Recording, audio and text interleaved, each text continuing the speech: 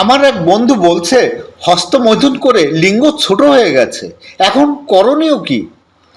হস্তমৈথুন করলে লিঙ্গ ছোট হয়ে যায়, এই কথা কে বলেছে ভাই আপনাকে? লিঙ্গ কোনো প্লাস্টিকের জিনিস না যে একদিন ছোট হবে একদিন বড় হবে। পেনিস মূলত মাসল দিয়ে অর্থাৎ মাংস দিয়ে তৈরি হয়।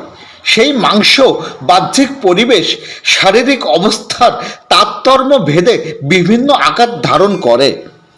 শীতের সময় সংকুচিত হতেই পারে এবং গরমের সময় বড় দেখা যেতেই পারে, দুটোই নর্মাল।